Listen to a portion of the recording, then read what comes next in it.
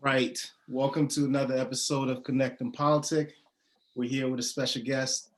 Please introduce yourself by telling us your name, where you're currently located, and your favorite snack. Favorite snack. Oh, my name is Jabari Exum, Jabari Keyboy, Jawanda Ibn Yaya Exum, to be exact. You said where I'm located. I'm in the DMV. I'm from DC. My stage name is Jabari DC. So I always carry DC with me all the time. I currently do live in Baltimore. Some of my family's out here, so I'm here for a little while. My favorite snack, that's a hard one. My favorite snack is any roots drink from like Senegal or Haiti or somebody putting some special concoction together to keep the human body like percolating. Yeah. That's my favorite snack. Yeah. It's a healthy, super healthy drink that's been sitting in somebody's closet for 6 months. It's just got herbs from the deep earth core. That's my favorite drink. So we're talking about alcoholic drinks there, right? It's not alcohol by the time I drink it. It's just herbs. The alcohol extract the herbs out. You take a little sip of that. I ain't trying to get drunk. I'm just trying to feel the funk. I don't want to get drunk. Them days is over. I feel you. Yeah, like I said, it's a snack. It's not like. Alcohol, I wouldn't even, alcohol, I got some rubbing alcohol right here. So, you can get fused with that. Like, I ain't talking about no over-the-counter in the store. I don't mean that. I mean, like, when you transform it, when you take it through an alchemical process, that's a completely different thing. Do you remember your favorite food as a child? Oh, yeah, I like biscuits and shrimp. Hands down, pound cake, biscuits. Unfortunately, I was eating Popeye's biscuits, but anybody's biscuits when I was young. Yeah. And shrimp, either that was like a staple. That's all I wanted to eat when I was a kid. Nice. And these were like the shrimp was all homemade, or Popeye's? It doesn't matter. Nah, normally the more wholesome the meal, the better. Not fast food shrimp. I mean, I like fast food shrimp. Of course, when you're a kid, you just geeked out, but. Nah. I definitely noticed the difference. So I'd rather it straight from the water, like from the wharf, you know what I'm saying? Yeah. From the people, the fresh shrimp, seasoned shrimp, you know what I'm saying? What's your favorite meal now as an adult? My favorite meal? Yeah. I'm such a daggone bachelor right now. I be like eating like a bird, bro. Like surviving on like this much food. Like long as I got my vitamins, I'm cool, man. I'll be eating granola. Try to stay light on my feet. You know what I'm saying? I'm a djembe player, so I try to eat I try to eat food that's best for what I do. Like, the diet of like a dancer or a martial artist type of athlete, you know what I'm saying, a boxer, but without the meat. I try to cut back on the meat nowadays as much as possible. I still like fish and stuff like that, but I would say that my favorite meal is probably, like, if I had a choice, it's normally like yassa and chebujin, Senegal and Guinea style, like yassa and chebujin would probably, I used to like chicken, depending on who's cooking it. I love chicken, but normally it's like fish, you know what I'm saying? Chebujin rice is one of my favorite dishes on earth. Right. And I'll throw an avocado on the side, and then I'm set. Nice. Even though that don't go with the meal, I just can eat avocados all day. I mean, you'll be surprised. Like, in back home in Senegal or anywhere on the continent, it's not called avocado, but it's called like right. But it's all the same thing. Right. Yeah, you just right. Yeah. You from Senegal? No, I'm from Liberia and Nigeria. Okay. But the entire Western, that entire Western, it's all like we share a lot of the same meals, the same. Of course. It's just like every now and then some little spice mix. But when was the last time you had this meal? Too long. It's been way too long.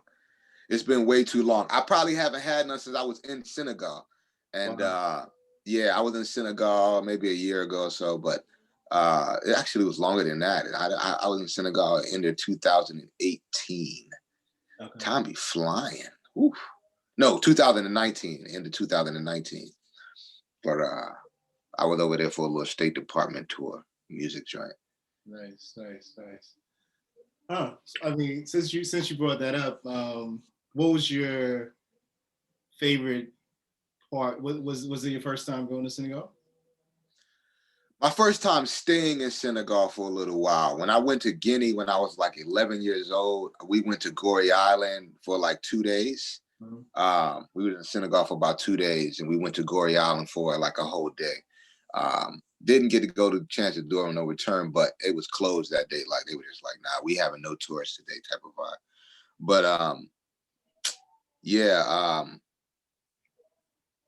damn, what was the question I'm No, asking? The it's exact just question? like, well, first I was like, was it your first time? No. It's like that might be my 4th time. I'm losing count now. I've been, when I was 11, I went with Father Fina Khan in 2017.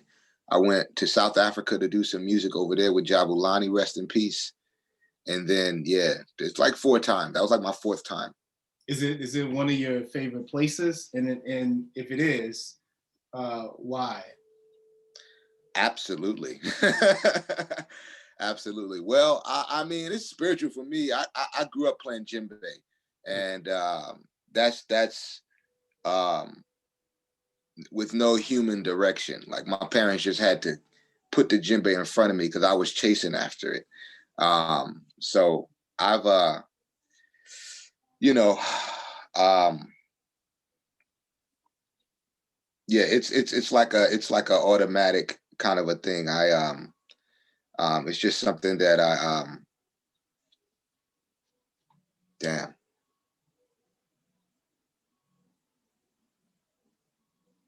I'm a little. Repeat the question for me again. What am I asking? No. I mean, it was just about like why you're, first you said yes, it is your favorite place to visit, and really I was trying to get at why, why is your favorite place. I mean, you Oh, said why Africa? I started thinking about Guinea. We're talking about Africa in general. no. I was talking about Senegal in particular. Right? No, okay, no. I wouldn't say Senegal. I don't really have a favorite place in Africa. Okay. I would just not yet. If anything, I was trying to move to South Africa because I would have to deep think really for a moment about that because um, Guinea. Each place in Africa has a different has made me feel like home in a different and for different reasons. Like different parts of my personality are like really juiced up by different parts, you know. But if I had if the djembe world, people in Guinea are probably gonna be like, what are you talking about, Jabari? But I'm just saying, when I went to South Africa, you know, and I don't know the difference. It's just like I was literally about to move there. I was saving my money, like I need to live here because they just took me in, and it was like, it's almost like on some spiritual stuff. Like if I go to Guinea, I'm really going, it feels like I'm going back to the source to get more. But if I go to South Africa, it feels like I'm trying to connect 2 sources together. And that's probably more where my personality is. My calling is more like I generate so much within myself that I feel like a lot of times I'm trying to like connect the dots. And I think it was like, it feel like I was feeling a void and I was needed in South Africa. They made me feel like they needed me, like people playing djembe, but they wanted somebody who was playing djembe on a high level. And because I was bringing that, just full lifetime experience, it felt like I had something to offer. They really made me feel like, as opposed to when I go to Guinea, it feels like I'm going there to just like, I'm going there to be replenished myself in terms of the music, which still feels like home. Of course, my teachers are there. So, that's, so yeah. Nice. Well, favorite is hard. Yeah, no, that makes sense. What's your fondest memory from childhood? Any memory? Yeah, any memory, any. Your fondest. Childhood exists. What's the age group? What's the age are you? From Because I from still the feel from, like a baby. from the time you can remember. So that could be like 2 years old to like, let's say 18. 18. All Yeah, right. Oh, 18? yeah, Oh, that's a long time. yeah, I know. I All know. right. Well, my fondest memory is going to be cutting off my, I don't know how much you know about me, but I'm, one of my best friends in the whole world is Chadwick Boseman, who passed away recently. Okay. So one of my fondest memories is when I cut my hair off the first time, and we both was trying to burn my dreadlock. Like I just remember that was just it was a really deep night. Like it was the whole night was like super spiritually enhanced, and we were going through. We were like, somehow I know we were delving through this Hebrew book, like the ancient mysteries of Melchizedek. That he was deeply into that book and the prayer system there.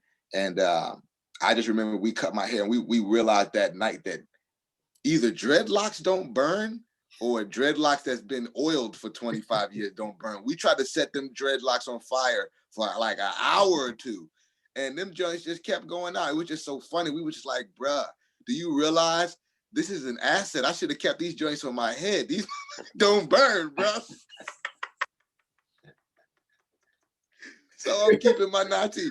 That coconut oil gonna protect my head, bro. Yeah, that's the first thing that come to my mind, because all I'm thinking about right now is Chad. That's probably it, man. I got other great stories. Yeah. I had a great childhood, man. I had a really fun childhood, man. I got a lot of great stories, man. But that's the first thing that come to my mind. No, that's a great story. So what did you guys end up doing? Like, did you just keep going all night trying to burn it? I think I end up giving that batch to my dad. Like, I was just like, yeah, I don't know what to do with them. I want to throw them away. I think my dad kept them.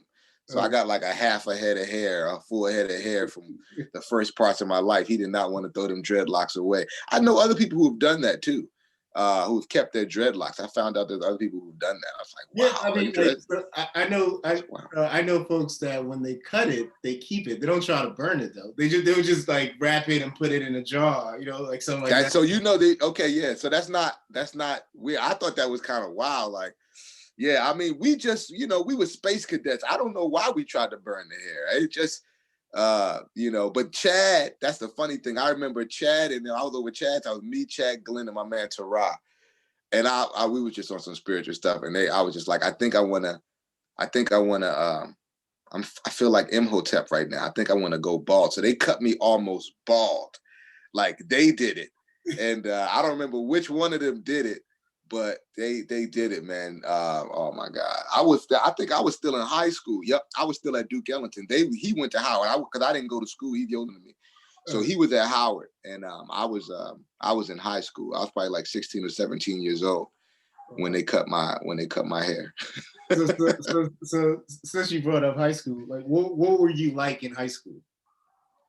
I was a rapping maniac. It's funny because I just hit up Tony Blackman from the Freestyle Union just now, because I joined this group called the Freestyle Union when I was 15. So by the time I got to Duke Ellington, in my first year of high school, I didn't go to Duke until I was in 11th grade, but that's all I did. By the time I got into freestyling, I felt like I found God. I felt like I began to understand. I mean, that was the first phase of me becoming, like, I would say, a disciple of some divine spirit. I was already there, but it was like, I mean, I was always trying to meditate and, all this kind of stuff since I was a kid, honestly. But, in high school, that's all I did. Like I was, we philosophized a lot. We climbed trees, we was always trying to be in this high state of mind, like just climbing trees. Me and my man used to climb to the top of this tree and be in parallel trees and be rapping to each other from the trees for hours. Like, I remember one time me and my man, he liked to stay anonymous, so I'll keep him anonymous. He's just like, man, I don't want nobody to know. He's such a brilliant guy, and he's trying to stay incognito. I keep trying to tell him to rap and put his music out, but he's super duper smart guy. And we used to just when one night we was at his father's house. His father came in. We probably started, and this is a real story. We started off at about 11 or 12 at night. We freestyled until 8 in the morning to 1 to 2 beats, and we kept flipping. It was the Outkast Jazzy Bell single, and it was 1 instrumental on both sides. So it's 4 minutes, or maybe it was 2 instrumentals on both sides. I think it was 1 on both sides. So we like flipping that joint back and forth. I remember his father knocked on the door about 4 a.m. It's like, guys, please go to sleep. Like, and we were just like, by that point, we were on, it was like an out of body experience. When you're freestyling for that long, it's just like you feel everything is perfect. You like, I'm not even talking. I'm just seeing the possibilities of life, and they coming out my mouth just like effortlessly, better than anything I've ever written at this point. So you can't stop at that point. We got up that morning and walked to school from Fort Lincoln. We were just high on life. Yo, me and my man, we were high on life, man. So that's what I was like in high school. I used to go up to the music room, and the cats were playing piano. I would go in there and they would just stop practicing and they would just play for me while I freestyle over them. That's what I did in high school, man. I was acting. I did a little acting, but hip hop was everything.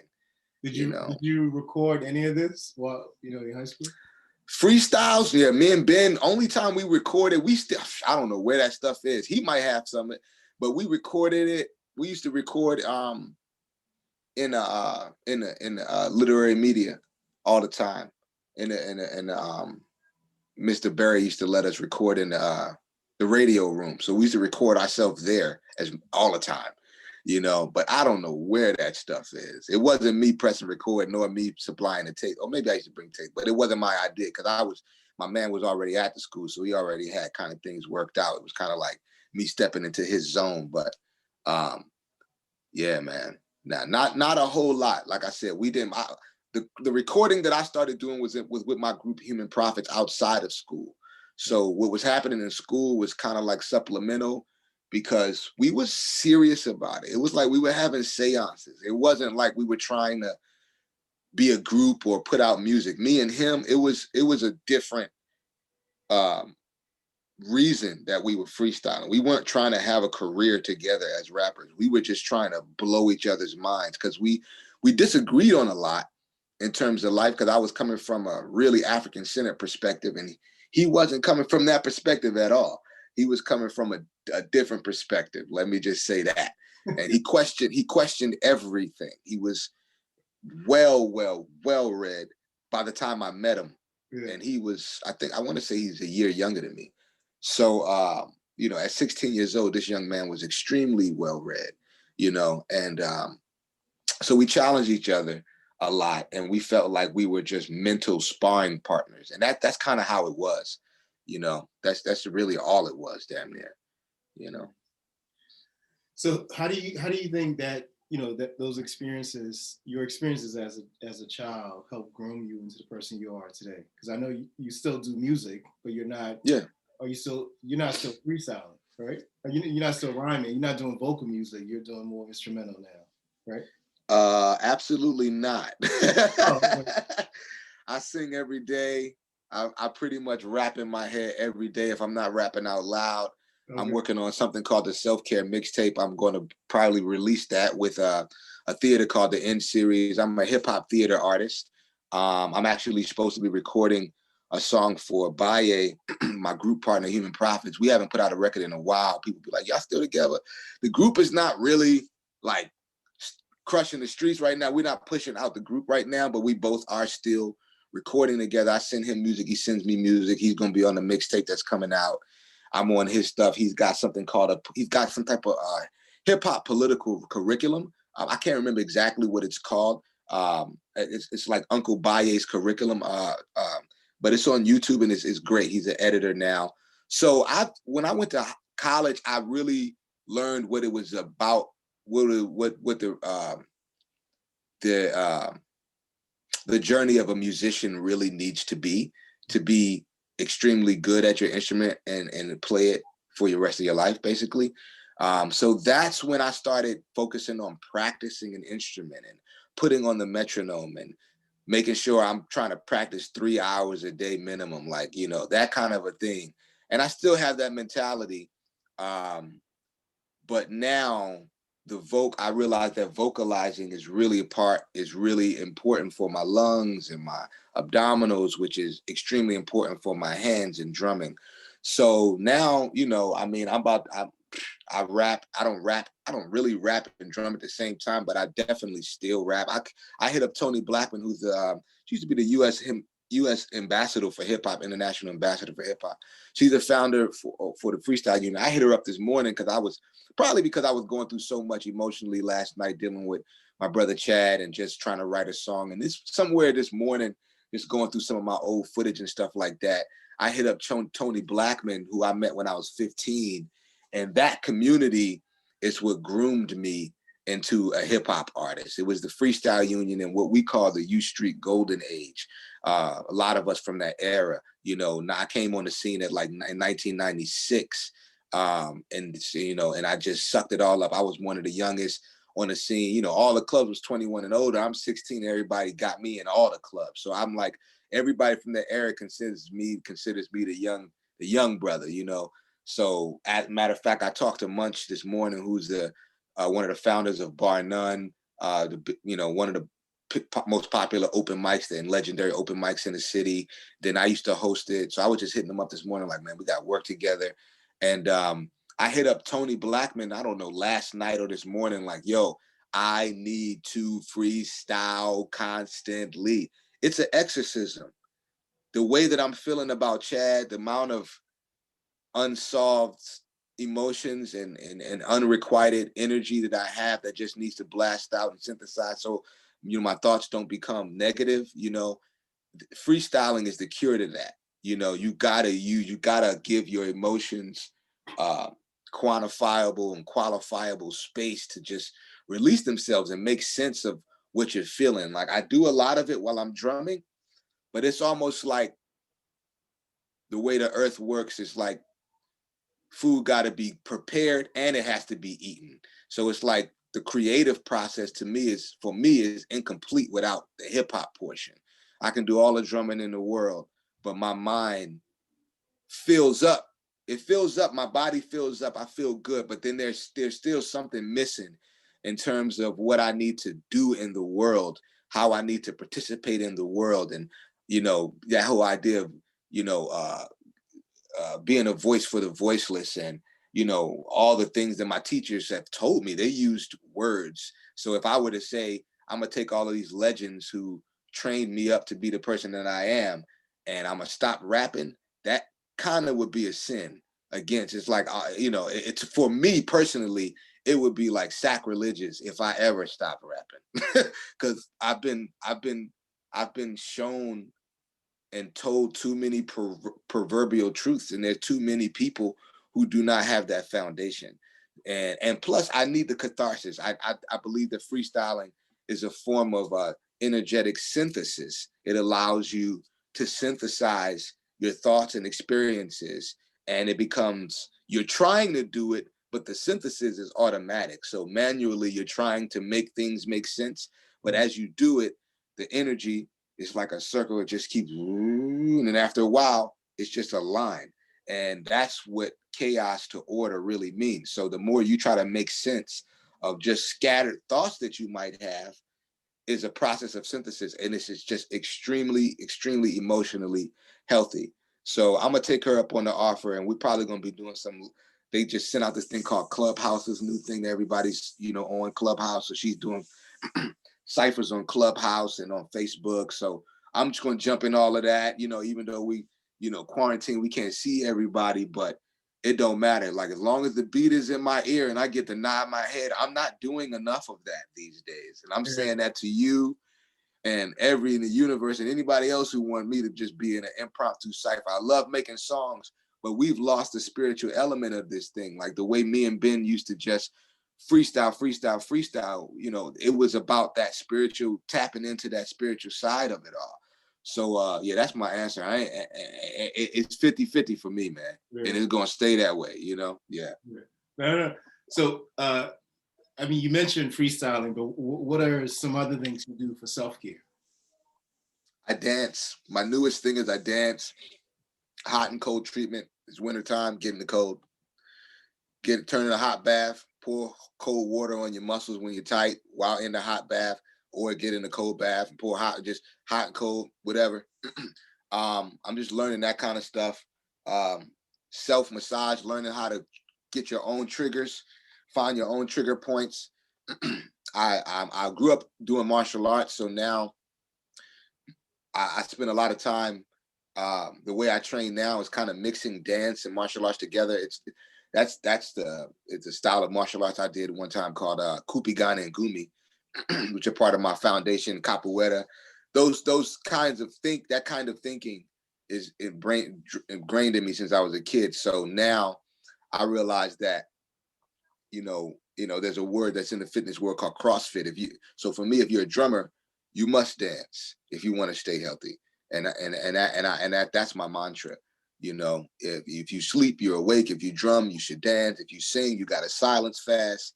Whatever. However you do it, you got to do the other side of your art form in order to do your art form correctly.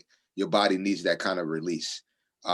So I just realized how important love, TLC from other people and to yourself is just extremely paramount. Because otherwise we lean on institutions to do it.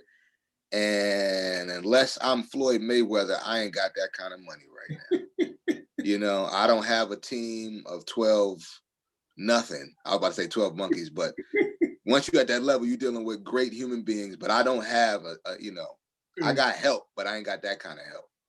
So yeah, my self-care is on high, man. I have to do it, man. Nice. Well, what are 3 things you try to do every day on a good day? I try to really focus on I try to make sure I'm stay conscious of my breathing for as much as the day as possible. I try to make sure that I get some dancing in every day. And I try to make sure that I do something that is a complete deep relaxation at some point where I'm completely trying to I'm glad you said that because I didn't do it today. And since last night, I've been going through so much in my head that I have a new meditation practice where I just kind of see myself inside my body.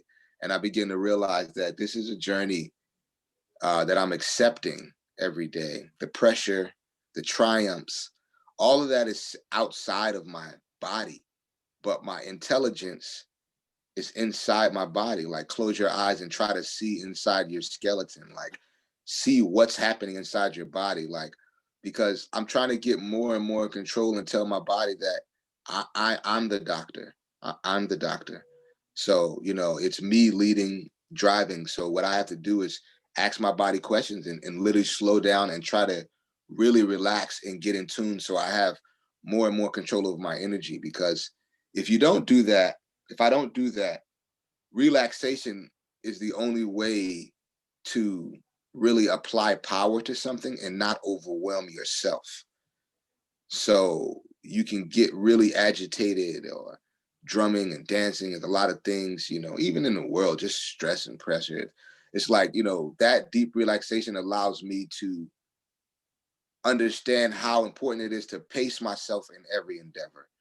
So now I'm at a point where those things are really important. Deep relaxation, make sure I'm conscious of my breath, even when I'm talking to somebody. Like Chad used to do that extremely well. A lot of people would notice how quiet he can be. Like, if you say something to Chad, if you ever watch an interview, he doesn't respond quickly. And that has a lot to do with him being conscious of the fact. It's not everything, but it has a lot to do with, I think it's partly his personality, but part of it also is the fact that he's conscious of his breathing. Like, while you're talking to him, he's going to inhale, because as an actor, he taught me that when somebody's talking, you inhale their lines and you exhale your lines. So you got to be taken in deeply what is coming at you, in order to respond authentically, to respond in a useful way. So, yeah, man. No, That's where I'm at with it. What are some things you do for self-growth? Self-growth.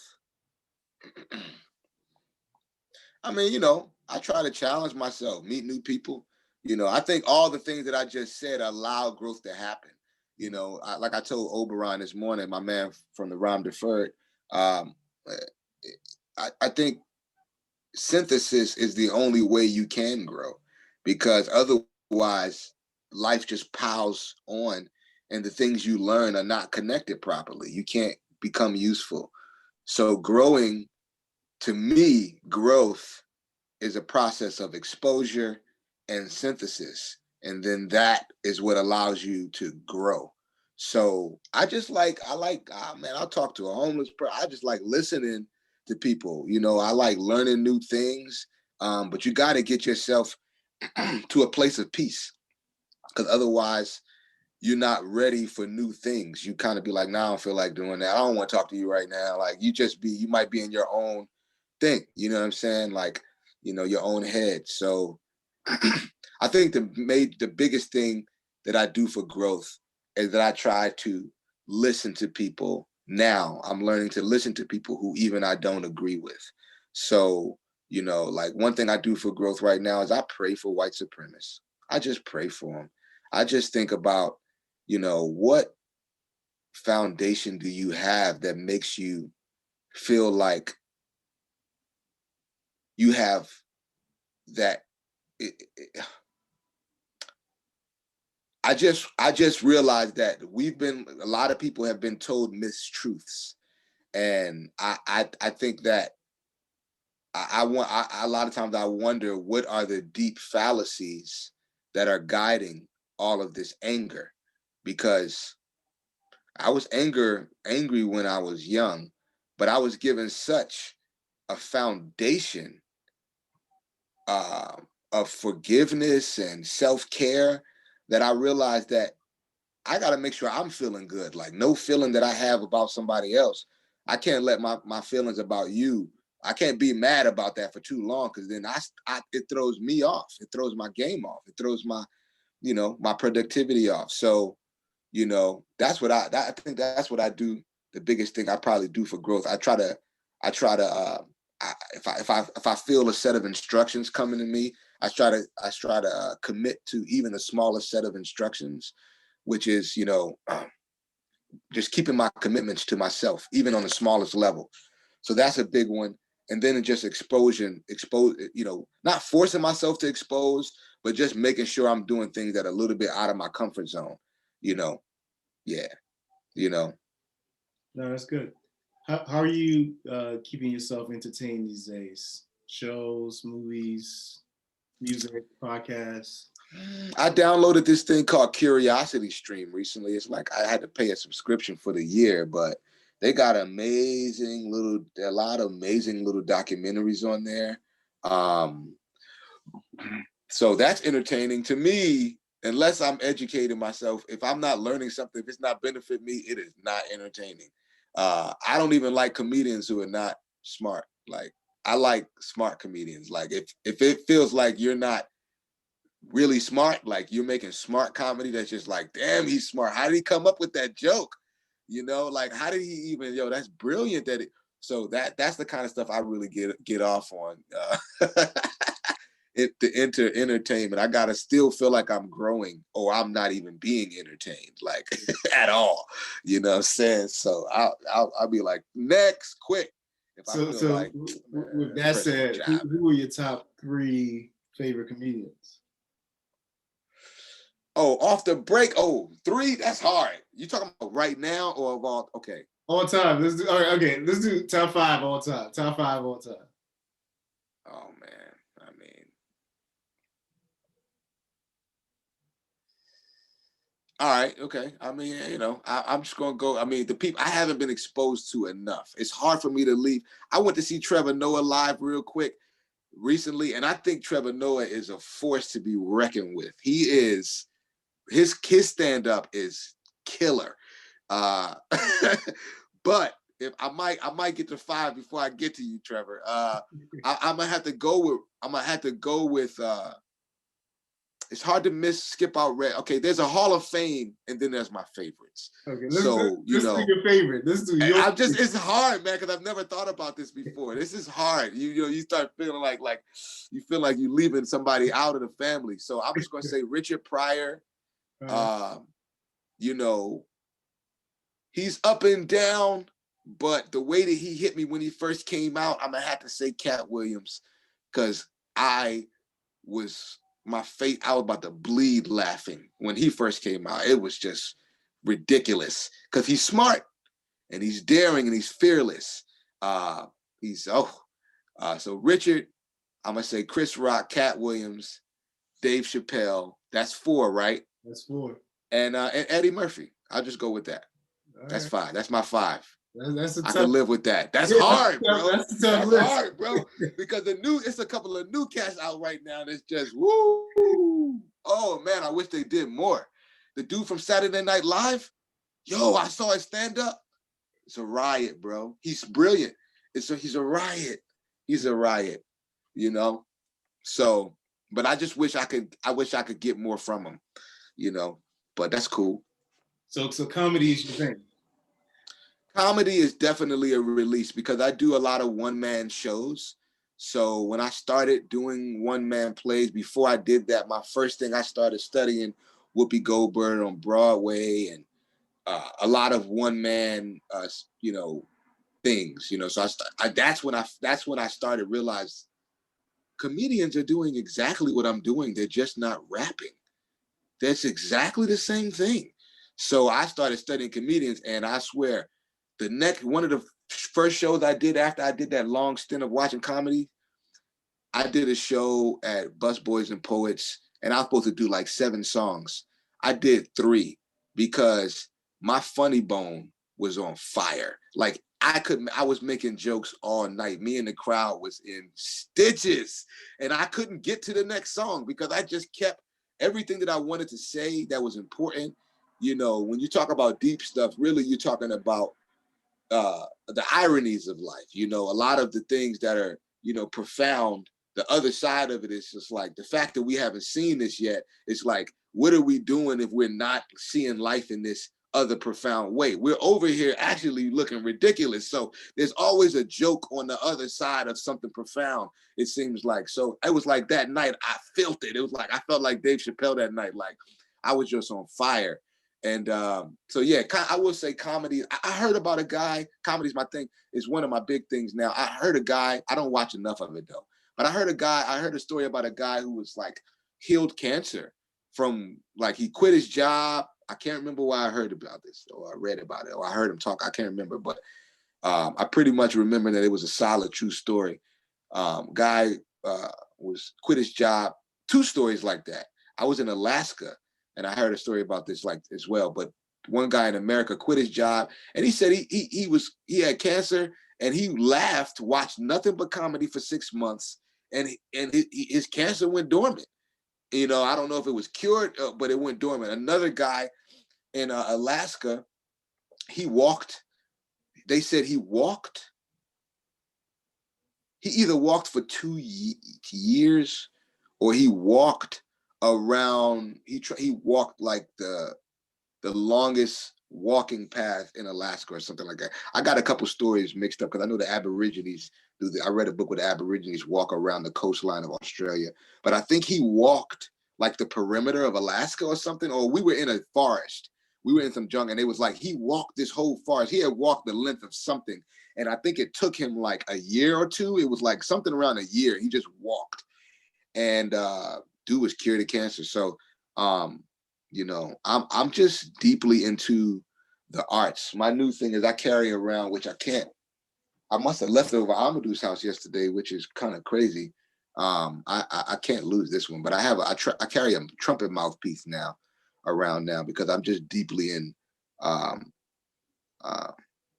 deeply concerned with bringing to life the healing properties of the different art forms: dancing, singing, piano playing, drumming, wind instruments, string instruments. They have such healing properties that now I feel like my life is dedicated to defending, and going deeper and bringing out the science behind and the proof, so that musicians, I know this is a little off subject, but musicians are taken care of. Because, you know, one thing that's really hard about being an artist is that you pretty much have a lot of us don't have the support until we're really successful.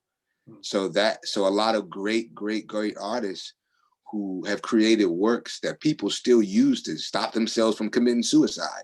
They'll take your work, but then you might not even feel like you've been given the worth that you deserve, and you might put down your trumpet one day. And that thought in of itself is rather depressing to me. It's something that's like my pet peeve. How many great musicians have decided to stop playing, and who haven't created. Some people don't create intellectual property because they feel like they don't have the groundwork. They don't know about recording enough, or they just end up getting a job, or they have a baby too soon, or whatever, and so that's kind of like, I would feel like, as a choice, that's become my life's work.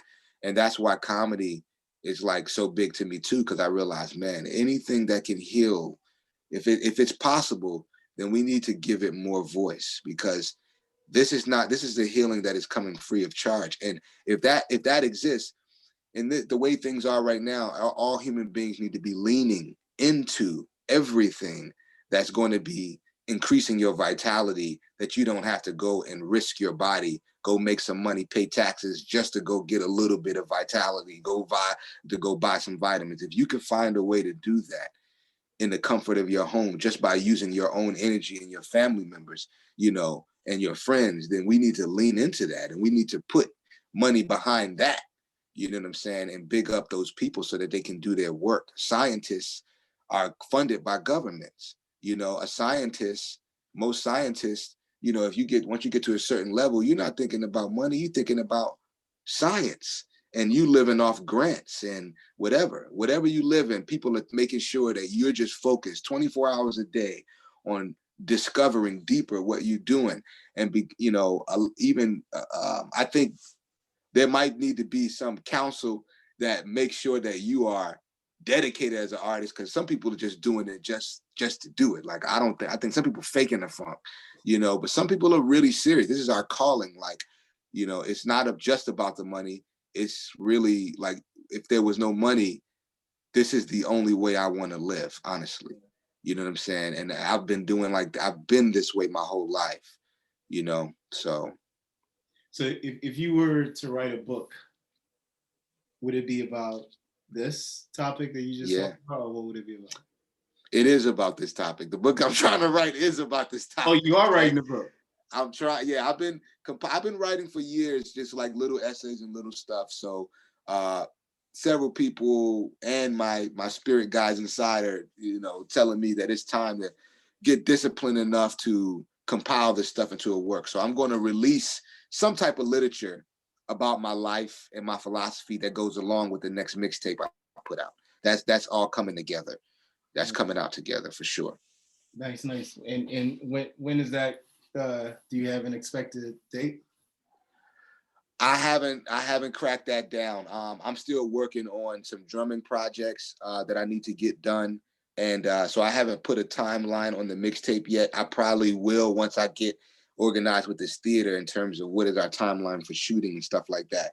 That'll probably help me organize and, what that project is going to be. A lot of times I have so many projects that I wait for the universe to show me what relationship, partnership that's going to help bring that thing to life. And then that's when I start scheduling it. Because otherwise I feel like I'm creating deadlines without understanding my capacity. The biggest thing that I have is I feel like I can do everything, but the hardest thing to do is measure how much work it's going to take to do something that if you're creating something that's never been done, like this drumming work, the stuff that I'm about to put out is not a sound that is ever really existed in a recorded fashion on earth that I know of. I think I'm tapping into something new and or fresh, not new, but fresh. So because that's physical, and I'm learning what it takes, and I'm not being commissioned to do that. I still have to work, I still do other things to make money here and there. So just learning my capacity. I'm just trying to take it slow and be really really more wise when I start setting deadlines, because I don't like to set a deadline and not meet it. So yeah, so I do know the self-care mixtape is probably going to be done this year. I'm definitely going to start working on it before the summertime. But I got to finish this project and just really organize myself. So by the time I start working on that, a lot of the pieces, like, social media, working with the people who are working with me and my partners in organizing my career, that we have a good workflow before I put another project in our hands to promote and stuff like that. So So you, I mean, you mentioned this a couple of times, that you're essentially artist, like professionally. Is it yeah. is it something, as a kid, did you dream about being an artist, or did you, you had another goal in mind? You saw yourself doing something else when you were a kid? Oh man, it ain't last. We be in class dreaming about 50,000 fans up in the stands screaming out encore.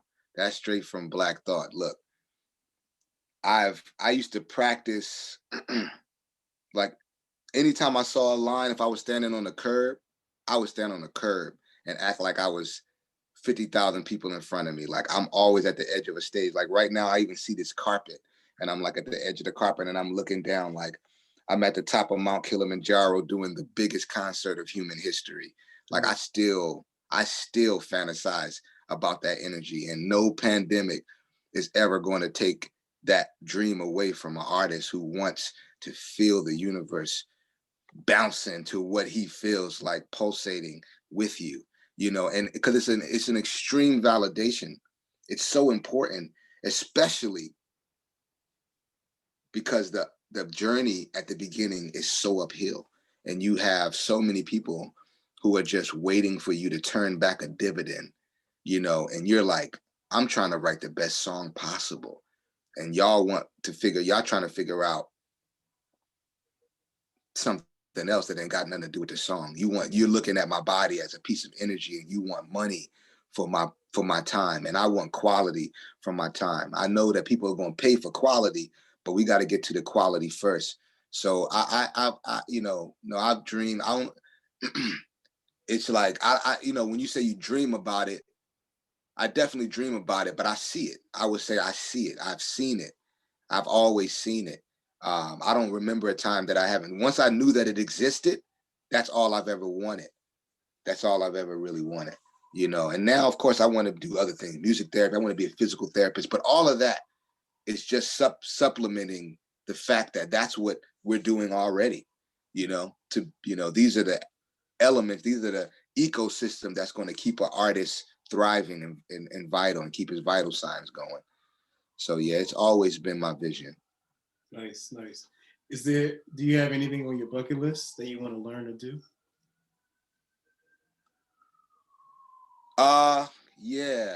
Yeah. I want to be a paraglider. I want to get a license. I want to be a licensed paraglider. I want to jump off mountains, and I want I want people. I want artists. I want to create an institution where artists are doctors, and that I want to take it so far. I want to prove without a shadow of a doubt how powerful it is, to the point where people are actually can, in their medical, like that the government will pay for somebody with cancer to ride tandem with me when I jump off a mountain. It's so healing. The amount to have the wind hitting your whole body, bruh. Like when I jumped off the mountain, I was in Alaska. I jumped off a mountain, and my group members stayed in Anchorage, and I went with somebody else. My girl Hip Hop Heather, if you out there, baby, thank you for taking me. I always talk about this. We was out there. It was like me, a biologist, Hip Hop Heather, a dude from NASA, some other just brilliant dude, and they all just sitting up there eating hot dogs, waiting for 2 hours for the wind to be 15 degrees, like left or right, or some perfect wind that it had to be before they could get on their what they call them, their wings, I believe. And it's just a glider that they pull and they jump off, and it's called paragliding. It's not parachuting, you know, different. So we're like, we coast a little bit longer. I don't know the difference between all of them, but all I know is that they told me in either Colombia or Costa Rica where you could it's the cheapest place, at least at that time, it was like the cheapest place in the world to get your license. And they said most people go there because the wind is always, you don't have to wait for the wind. It's like the way the wind is blowing is almost always perfect for paragliding. No, I mean, I'm paraphrasing, but they say it's the easiest place to jump. You know what I'm saying? So they was like, you get your license there, that's cheaper than the equipment that you're gonna buy. So I'm just like, yeah, that's one of my things that, you know, I would be doing. I want to be doing that too. I'm 80, like I'm good. Like I want to paraglide. That's my hobby of choice.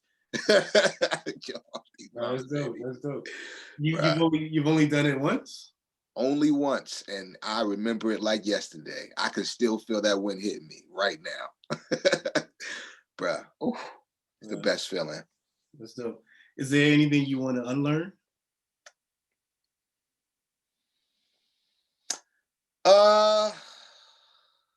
Yeah. It's probably plenty. But the first thing I want to unlearn is the concept of being an underdog. I don't want to think of myself as an underdog no more. I want to think of myself as the tipping point. The tipping point. I want to think of myself as the tipping point for everything that I'm trying to give to the planet, to tip it in the direction of the things that I feel like are useful for human beings. You know what I'm saying? I feel like I've been given quality training and information, and I just want to live in the world like those things are. I never want to live with doubt. You know, I never want to second guess myself. You know, I want to trust myself. You know what I'm saying? I really want to trust myself. And that's I want to lose you know, I just want to, I want to get rid of the second guessing, any anxiety that was handed down to me or developed inside of me. Like those are the things that I want to change. I don't want, you know, how much money I got or how much money somebody else got or how much money I don't got, how much money. These issues, I always want to see, you know, I want to get to the point where, you know, these things are just of no bother to me. You know, these things are of no bother to me. And it doesn't mean I don't think that's going to be cured by having a $1 billion in the bank. I think that's just a state of mind and a way of life that I've got to cultivate. And I've got to carry some type of fortification inside my spirit to make sure that I keep my eyes on the prize, you know, and I see, you know, and I see myself of great value at all times, 24 hours a day, 7 days a week for the rest of my life. And I don't go back to any second guessing. You know, we grew up, you know, dreadlocks, African booty scratcher. What is a djembe? You know, I grew up in a time where we was proving ourselves as rappers. Like, you know, a lot of people thought that hip hop was not even a positive force in the world. So, you know, growing up in the hood, growing up black, growing up with dreadlocks, growing up as an African, playing djembe, being a hip hop artist, all of those things, even though a lot of people see them as great things, when you live them, you begin to realize that you can get a great underdog mentality as well, because the reality is, you know, you actually are still fighting a lot of stigmatisms when you move through the world. There's a lot of stigmatisms and a lot of misunderstandings for that, you know. So, you know, in those regards, but at the same time, it's, you know, they're just profound forces that I would never want to live without. So yeah, man, those that's the things I would want to change. Yeah. If you went back, you know, Jabari, say 20 years ago, any advice for your younger self? 18 years old. Yeah, yeah, definitely. I mean, put the alcohol down. Don't drink alcohol because you're mad. Don't suppress any feelings with alcohol. That's the biggest thing. Because the other things I would say I've learned a lot from. There's more that I could say that might be a little bit more private, but publicly I would say uh, the 18-year-old Jabari needs to. I felt like I had something to prove, and that I just had I had a lot of mixed revolutionary ambitions, and I was trying to help people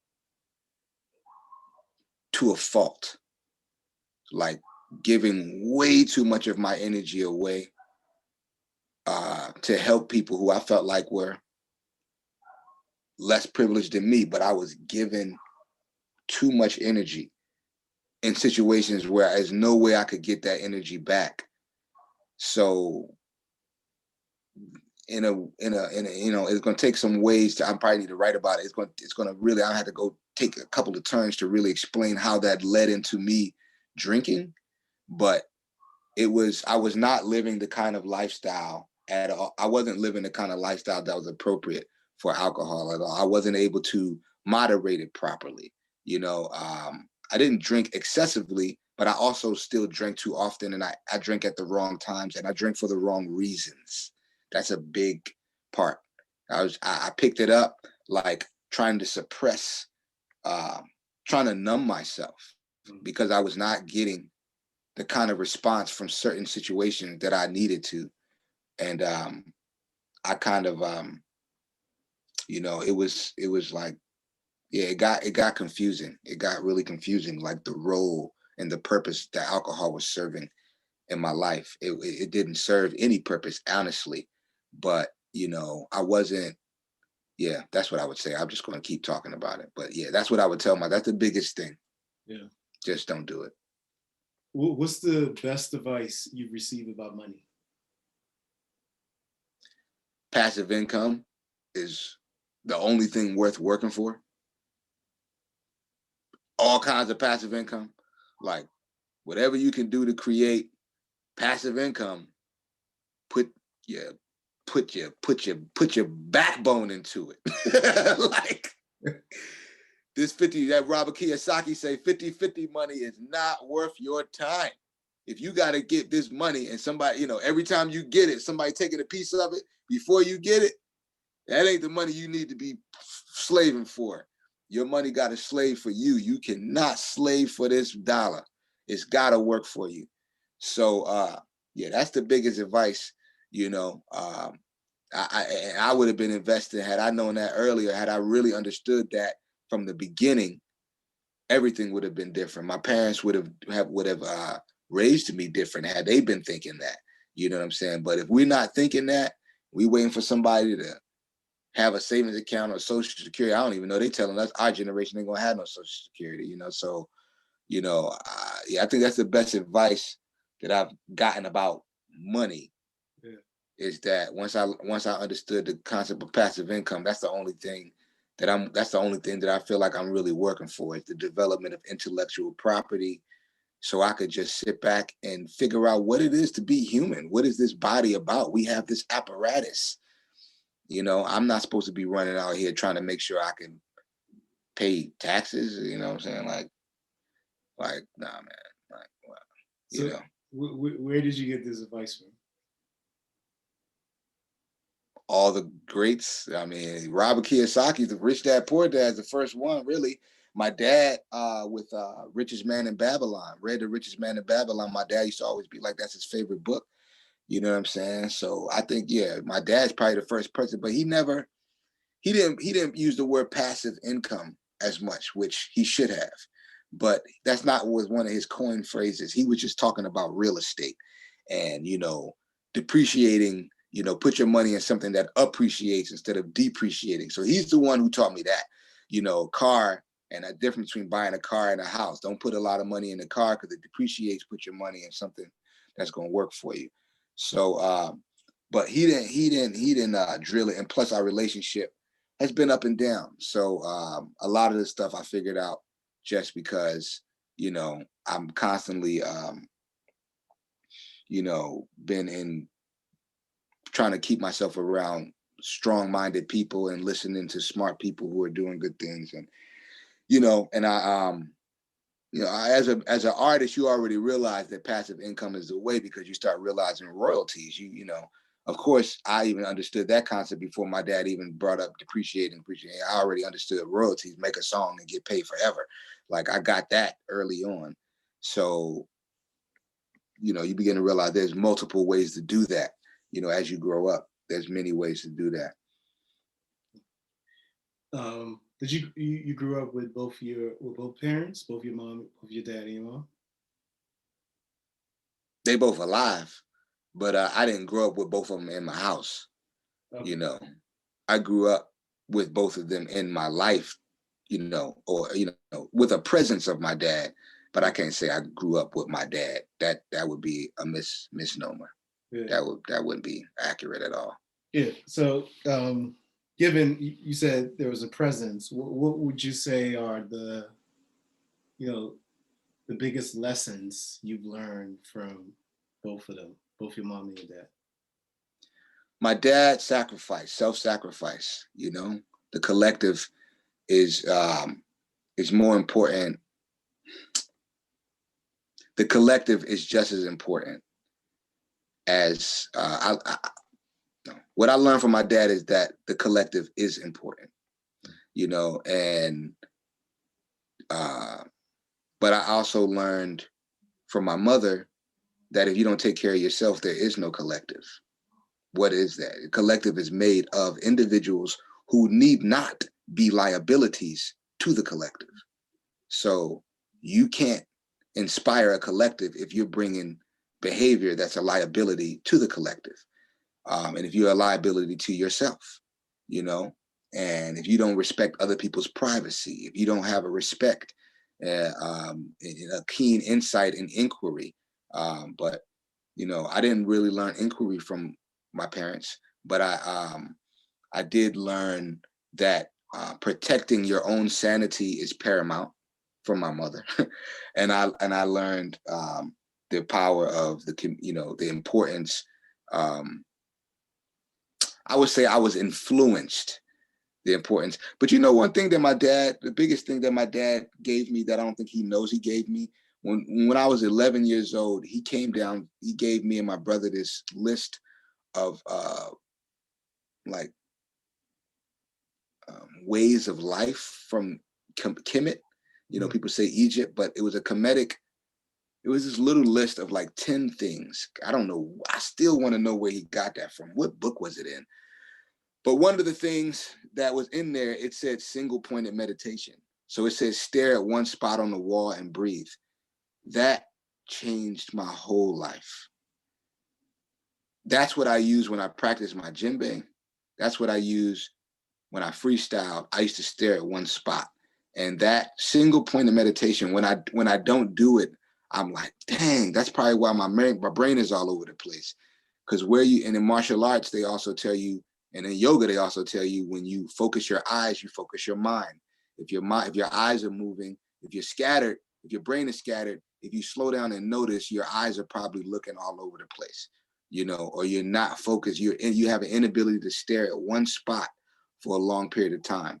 That really does still and strengthen your brain. It is something really powerful about that exercise. Breathing, stay conscious of your breathing, but just stare at one spot. He never really said that. I don't remember him. I don't know if we did the meditation together ever, but I just remember when I was 11 years old, that became an addiction, because I realized, the first thing I realized is that it made me better freestyling. My mind was clear. I was just on point, and it was I was basically kind of doing yoga. When they say if you're imbalanced in yoga and even martial arts, as soon as you feel like you're balanced, if you stare at one spot, it'll allow you to kind of stop feeling like you're about to fall over. Mm-hmm. So it reinforced a lot. That's one of the, on a low ski, that was a huge help. That one little lesson has really penetrated a lot of what I do, and made it actually taken me from a novice to a professional. Just that exercise has allowed me to sit and practice for hours.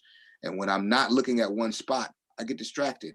I feel my body. I start feeling the pain. I start thinking about whether or not it's worth it, why nobody else is spending these amount of hours. What's the point of it? Start feeling like my hand is, I wish everybody else would do this with me. You just start thinking as opposed to feeling and getting and just staying in the zone of what you're doing.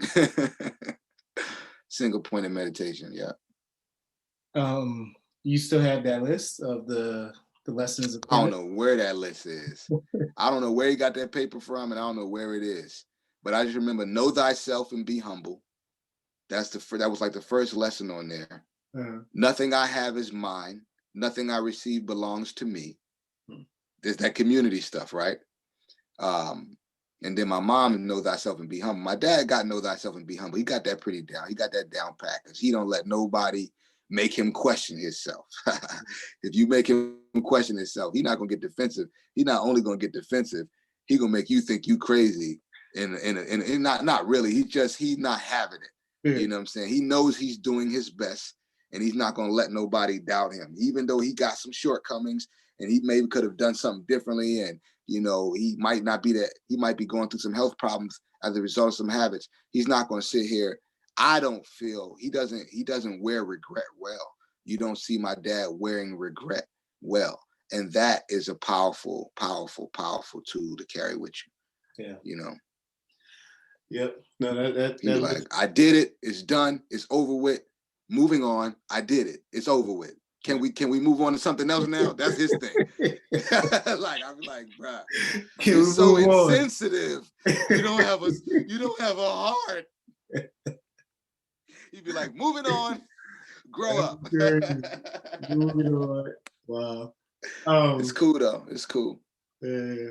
That's actually good. You find that list, you might want to laminate it or, Yeah, I'm gonna laminate it. Definitely. When I find that list again, he might know where it is. I might ask him, yo, where was the know thyself and be humble list? Yo, where was that? Like, what was that paper? Where'd you get it from? Yeah, for sure. What has been the toughest thing you've had to tackle, and what helped you get through it?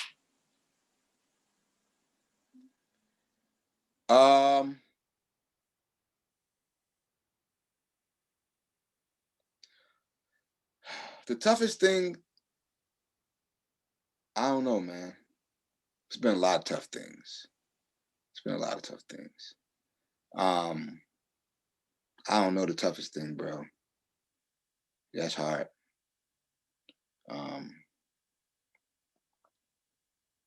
Well, it's either what I'm going through right now because I lost my best friend, and I didn't see it coming, or it was trying to forgive my father before he stopped drinking.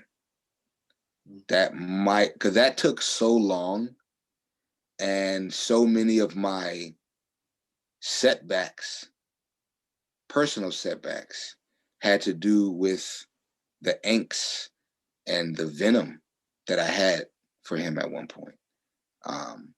And you become self-destructive because you're not trying to hurt another person, but so you end up hurting yourself. Yeah. So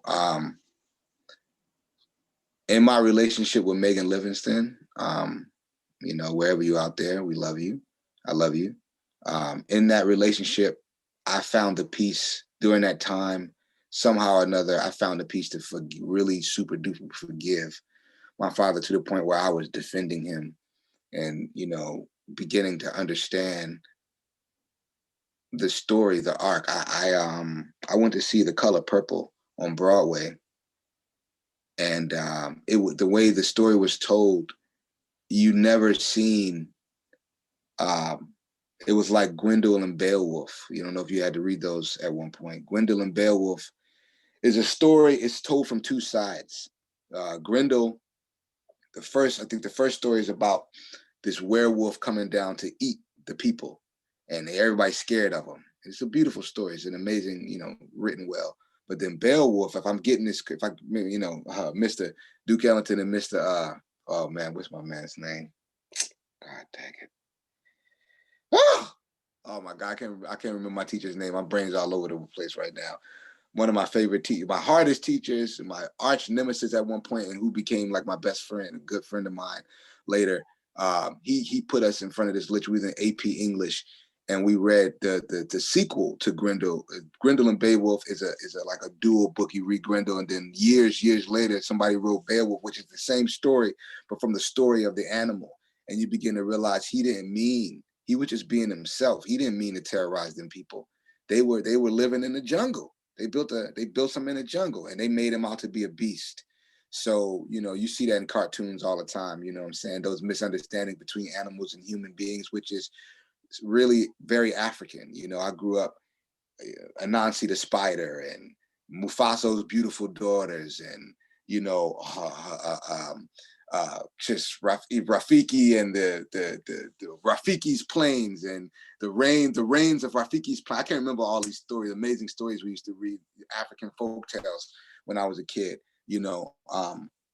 So all of that, I think, gave me the foundation where I was able to look deeper and deeper and deeper, and forgive myself for things that I've done wrong, mistake that I've made, and decisions I could have done better.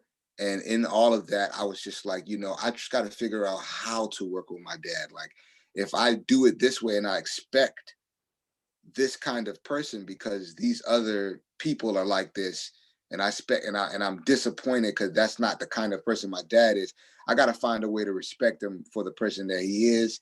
And if I don't feel like picking up the phone, then don't just pick up the phone. Call him, have the conversation when you're ready to have the conversation. Don't feel bullied. You know what I'm saying? Don't allow anybody to just use your time based on their time. You know what I'm saying? You open up your space and close it and have control over your space. So because I felt like sorry for him, I always wanted to pick up the phone. He would call me in the middle of the night, and because I felt sorry, it was almost like, at that time, it felt like, and he doesn't do this anymore. God bless him. He doesn't do this anymore. But there was a time where it was almost like we should feel sorry for him. So it became kind of belligerent. And I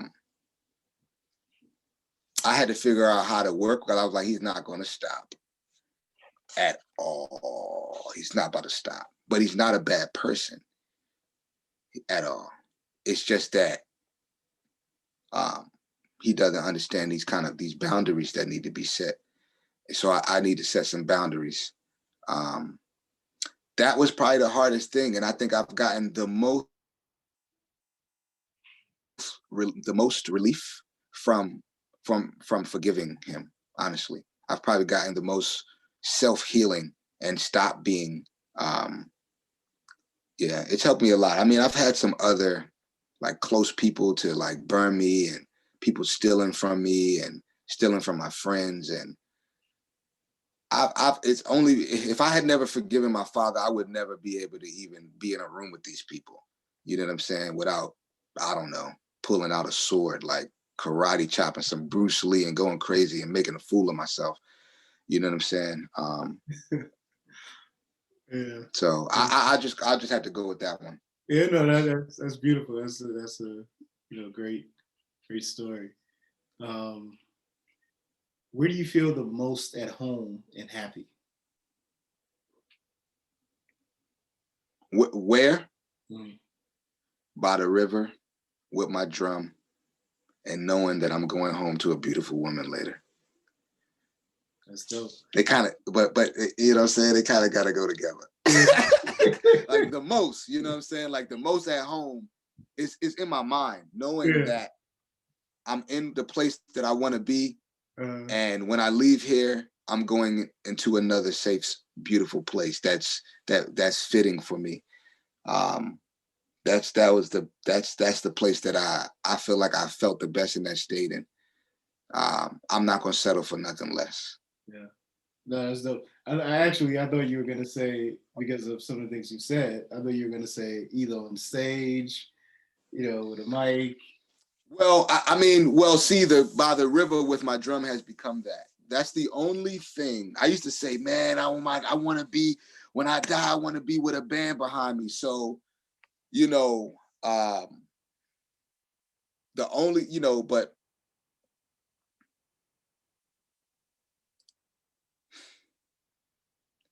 the reason I went back to just being in love with, being in a deep state of love with a human being and being on the river with my drum is because that's in that analogy, the forest is my audience. It's kind of mutated into this place where I'm still on the riverbank. I'm still at that edge, and I'm still in getting, when you hit your drum, you hear it back. It comes back in the forest. It comes back to you, brother. The water sends that thing, it reverberates, and people walk by. Like if I'm in the park, people are walking. They're walking, they stop, and they and their kids, they might be 30, 40 feet, you know, going on a walk. But it might end up being 10 people, 5 people over there who are just watching. You know, one time I was in Ithaca and I was on this mountain and I'm playing for about 15 minutes and all I hear is and these like 5 like beautiful little, I would say little, they were younger than me, but they weren't like adolescent. They were like, I could talk to them, like, they were beautiful. They were my age, but they were young. And I mean, they weren't like, I could tell they were a little young, but they were just gorgeous young women. And they were just in this tree, like up in the mountain. They've been watching me the whole time. I'm just like, this is beautiful. Like, you know what I'm saying? Like, because for me, that's still a stage. I could, as long as there's people in front of me and I'm doing what I'm supposed to be doing and we're in a natural environment, those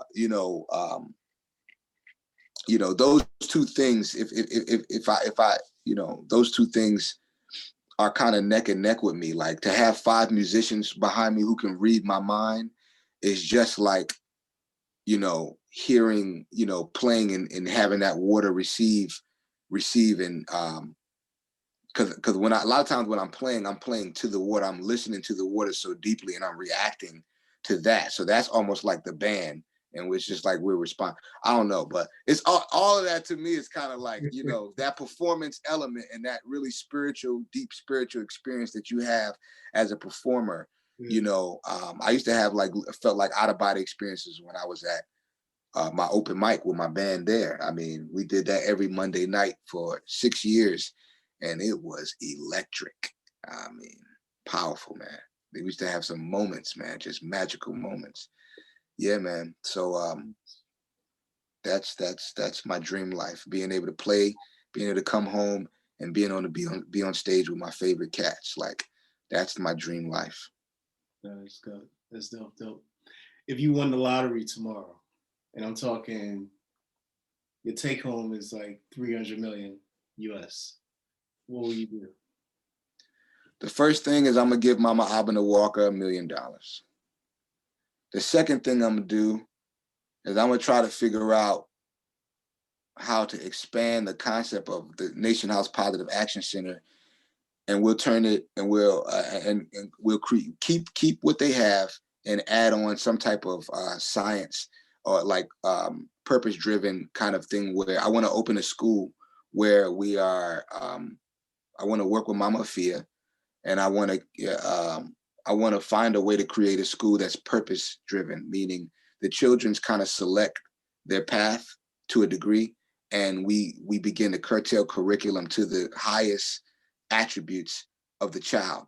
If we can have a naming ceremony, and if we can listen to the spirits and figure out a child's path, then we need to create an environment and never allow that child to experience doubt. And we need to support that child. We don't need to create an environment where we're asking that child to return dividends back to us. We decided to bring that being into the earth. That being is our responsibility. I don't feel like that being owes us anything. We owe it to that person, because otherwise, there's children. I spent 8 years working in the prison system. 10% of these kids, some of these kids were put in trash cans, like they went from foster homes because people found them in a trash can. So I need to create an environment in my lifetime where people can see an example of what it really means to bring a child and make him a master of something, where he has a skill set that no one can take from him. And no matter where he is, he can cultivate his fortune because he is a master of this thing, meaning he understands how to heal himself with the thing. He knows how he's healing other people with it. It's not just because people are paying him to do it. You know, he's a master of the thing. He's a plumber. He understands, and he's a plumber on the highest level. You know, he understands plumbing of the ocean. If you're a plumber, then you understand the plumbing of the intestinal tract. You know, if you're a bird, if you fly airplanes, then you need to understand birds. You need to be able to talk to birds. Like if you like airplanes, then we're gonna have you out here learning how to talk to birds. Like you're gonna know everything about flying there is to know about flying. You're gonna swim. You're gonna learn how to fly underwater. Like we're gonna give you the thing, and we're gonna create an environment where you bring something new to the table. You know, we're not gonna give you just enough so that you can go get a job and give that intellectual property to somebody else. That you become the authority for whatever it is that you become, that you learn. And that there's an old African principle that says that every person that comes to the village, that their personality is the technology of the village. So that's a Manding proverb in West Africa. It's like, you're born to bring the technology that you bring to the community is your personality. And we're here to help you find your individual, cultivate your, the Dogon say your individual genius, your human genius, cultivation of human genius. And really, really, really, really setting people up so they do not have to worry about finances. Like, it's really bad that I went through all my school. Nobody ever mentioned the word passive income in all of my years of education, bro. Like, that's a sin, bro. It's a big sin, So, that's the first stuff that I'm gonna do is gonna be about education, and then I'm definitely going to just get some property, and create some type of intellectual property management system that I've been working on for years. Basically being able to manage intellectual property better, so that anybody, because once these people come out to school, they have intellectual property. And if I already have a system where it's 1 million people on my database that are signed up for, sharing their dividends for, the intellectual property that we're distributing, we're organizing our fan base, or at least the impressions that we're having throughout the world, then I'm able to funnel all of intellectual property into a system where it can become more passive income for the next person. I'm just trying to fix this whole thing of us risking our bodies for money, man. It is the bane of my existence, the complete bane of my existence. People not raising their kids because they gotta go get a job. I ain't got enough time. It's all this time thing. And then we make excuses, that we don't got enough time. I'm not trying to reinvent that wheel. And there's anything for me that's really worth working for. Everything that I'm leading, everything that I'm doing is leading and fueling that fire. I gotta nip that in the bud, man. If that's the thing that I wanna rail against. And I would invest that money and let it grow. You know what I'm saying? I would make sure that I'm creating a situation where that money is working for me. That's what I got. Nice. Just to piggyback on, what you brought up about the intellectual property program. Have you heard of what Steve Stout has going on? I mean, this is with who? Steve Stout? Yeah, for United Masters. Yeah. Yeah, sure. I mean, no, when you said it sounded something, like similar to that. So, yeah, I'm not so. I only know United Masters as like almost like iTunes and Tidal, and it's. But I think they may be giving artists better deals. I kind of need to read to figure out what's the difference, because I definitely thought about if I'm going to do anything with anybody on my next project besides selling it myself. I definitely looked into United Masters, but I got to be careful, because I mean, I don't know him. I don't know I don't know. I have to just be slow and not be just, oh man, let me get, you know, my stuff everywhere and just going with the first thing smoking. I need to be careful because I'm a person who I started a music distribution company myself at one point. So I'm not, I'm just trying to make sure that whatever situation I'm in, it's really, really fair and it's not something that just looks good on the front end. You know, I despise the concept that artists have so little control over their music and that most people are paying a third party and then that party still is giving a little bit back to the artist. Like the streaming concept is cool, but it seems a little dangerous to me. And I need to make sure that I'm in a situation where everything is transparent. Because if it ain't transparent and I don't trust that I'm getting back what people are, you know, listening to, or if somebody says that my song is on Spotify, which has happened, it was like, yeah, it said it got like 2,800 spins on Spotify. And I'm just like, that one song got 2,800 spins on Spotify alone, and that's only one of 10 platforms. And I'm looking back, and I'm not gonna call a name right now, but I'm looking back at this online, you know, digital distribution company that I had, and to this day, that was 2 years ago. To this day, my account still says 0, and I have not been able to get these people on the phone. So I'm just like, nah, man, you know, I made you know. I would promote on Facebook one time and make $50 in my sleep and people downloading my music. So I'm just like, nah, I don't know, man. Yeah. I don't know. I got a lot of people who love me, a lot of fans, I believe. So I don't know. You know, I might stick with Bandcamp. I might have to just be like, if you don't come to my newsletter, you won't get it. You know, I might have to pull a Prince on cats, man, you know, because I feel like my music is that valuable. You know, I don't want it to get lost in the sauce. I really don't, you know. Yeah. Is there anyone that you would like to thank or express your appreciation for that you haven't had the chance to yet?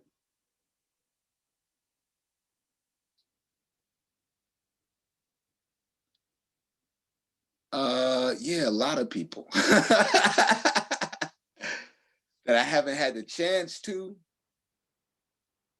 Nate Moore from Marvel Comics. I want to say thank you, big brother.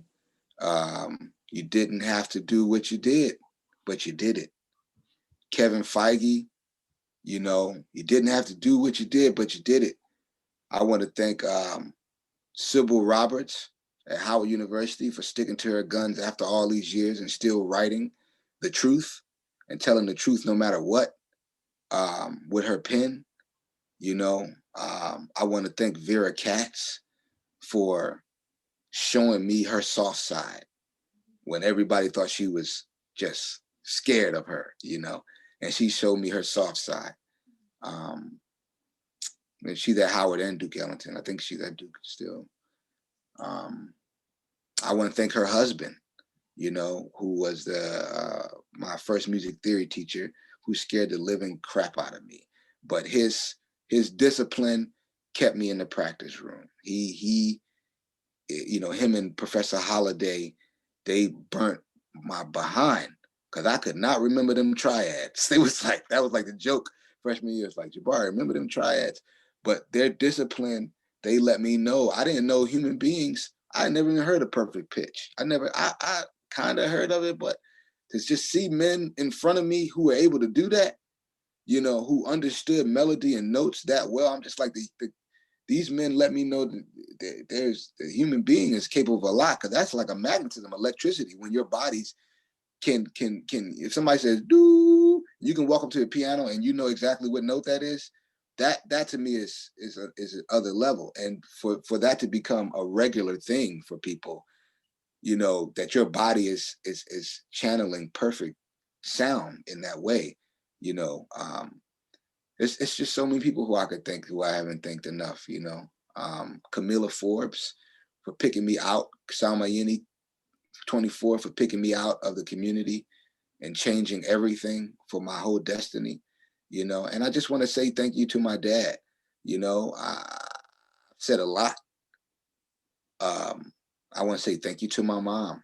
You know, I've said a lot, and they know that I've meant everything that I've said.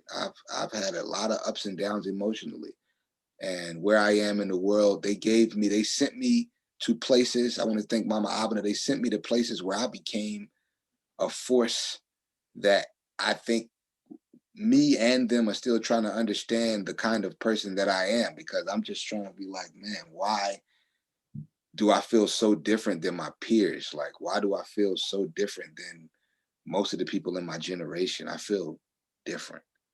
Um, and it's not a burden anymore. At one point it was a burden, but now I realize I have to take care of myself and continue to incubate myself to give safe space for the kind of person that I am. So yeah, I want to thank all Mama Abena's Kwaku for playing drum set. I just set my drum set up today for the first time, you know, in my new home. So yeah, I want to thank all of them. You know, I want to thank Cora Coleman. Did you say one person or did you say who? Because I'm just going. I got a lot of thank yous, bruh. No, this is great. This is great. I want to thank Simone for being by Chad's side this whole time. You know, I want to thank Simone for being strong and being next to my brother, man. I want to thank his parents, you know, for allowing him to become an actor. Or, you know, I know it was probably hard in the family because he told me that, you know, he was en route to be an athlete. You know, I want to thank his whole family for supporting him, because I would have just impersonated them all and try to be each one of them for him if I'd have known about it, you know, and they weren't to. But I love Chad that much. He meant that much to me. I want to say thank you to Chad for allowing me to just stick by your side and probably annoy you and, you know, have you buy me French fries. Like, I got $5 in my pocket. I know I can't pay for food. The spiritual energy between me and this guy is too strong. I'm learning too much. I just got to be around this dude. So he just let me.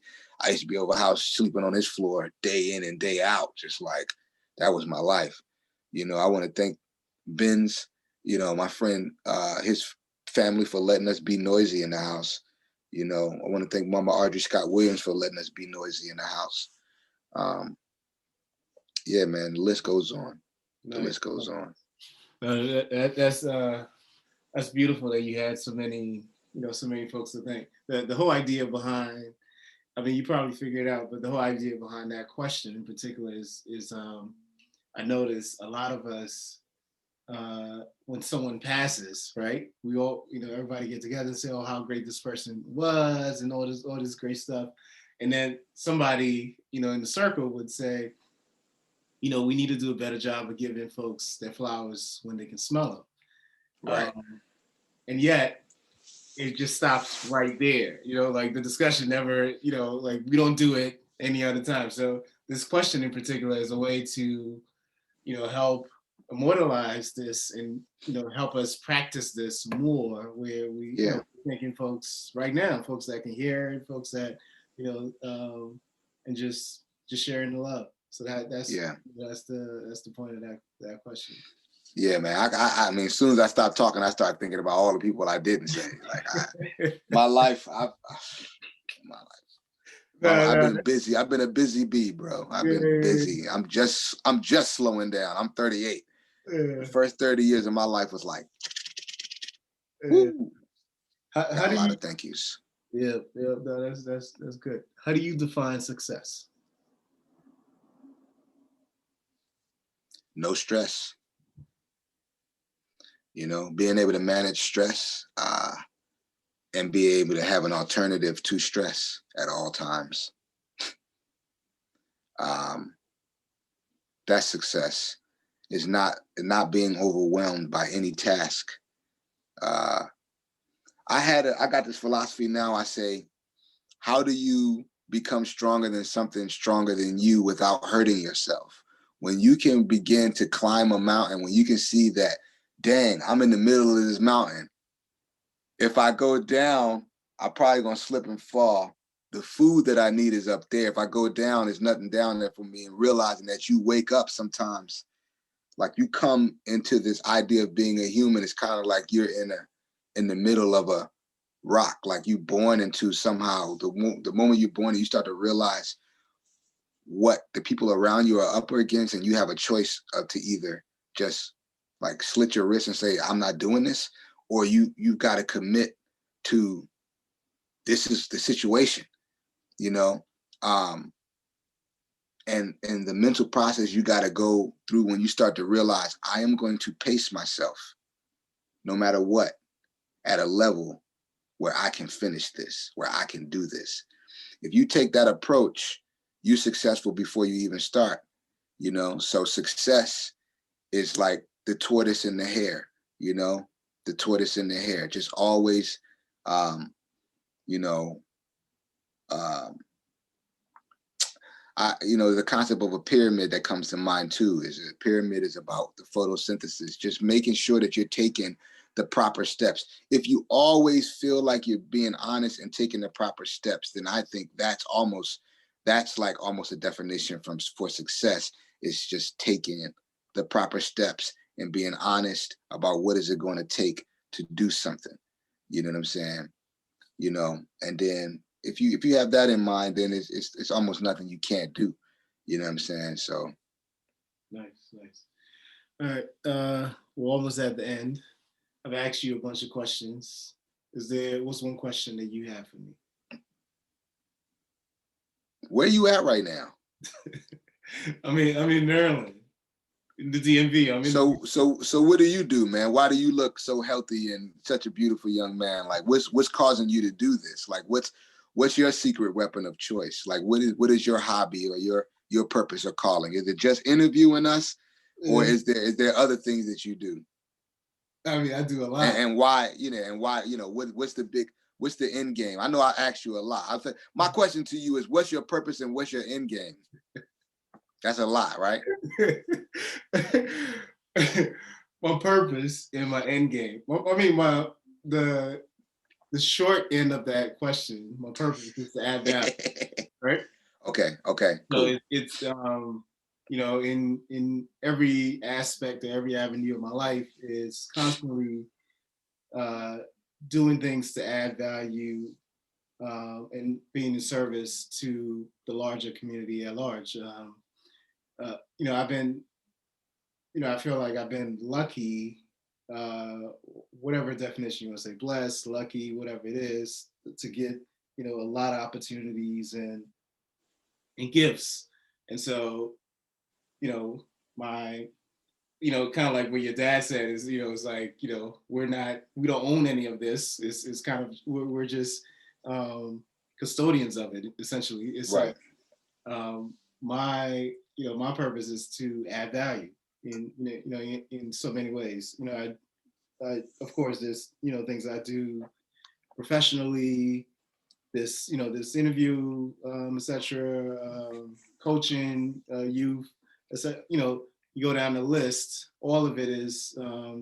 Just even my day-to-day interactions with anyone is finding ways to make sure I'm adding value to to that to everyone, essentially. Right. The end game is that what you said? Yeah. So where do you want to take all of this? You know what I'm saying?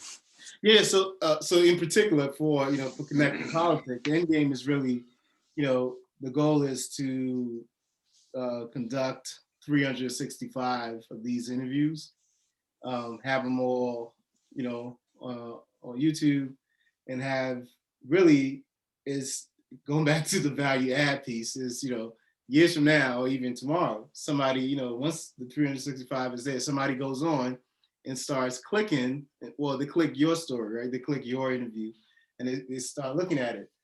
And there's so much of your story that resonates with this person. Right. And it adds a lot of value. Like it could be that they're artists, they're trying to figure something out about, their place in the world and how they need to pursue their craft, or they're, they have a deep connection to Senegal or a deep connection to South Africa. I mean, whatever it is with your story that resonates with them, there's a value add there.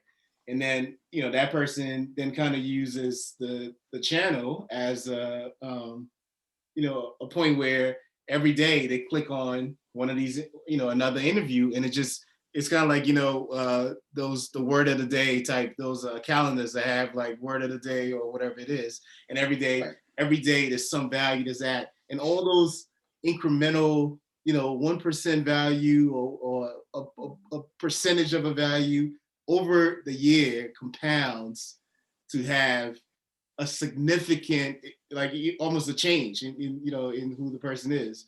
And so that's the end game. That's the end game for this. For this project, I mean for you. Yeah.